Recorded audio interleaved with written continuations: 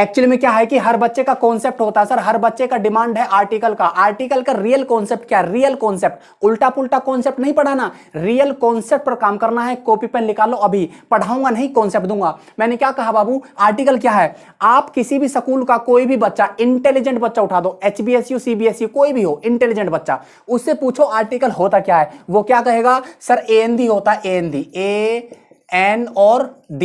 इतना ही पढ़ा बस, इतना ही पढ़ा, क्योंकि स्कूल में पढ़ाया ही यही जाता है, स्कूल में यही पढ़ाया जाता है, आर्टिकल का मतलब AND होता। लेकिन नहीं, article is nothing, it is the part of adjective. ये जो आर्टिकल है ना, वो एडजेक्टिव का पार्ट है बाबूजी। किसका पार्ट है, एडजेक्टिव का। तो रियल कॉन्सेप्ट है ना, ये जानो।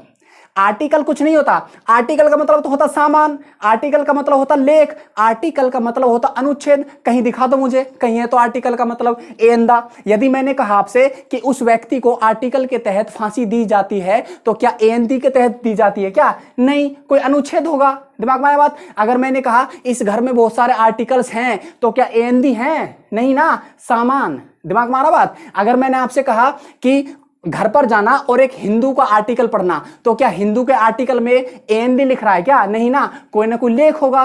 तो कहने का मतलब, आर्टिकल का मतलब होता है आपका सामान, आर्टिकल का मतलब होता है आपका लेख। क्या होता है, लेख। आर्टिकल का मतलब होता है अनुच्छेद।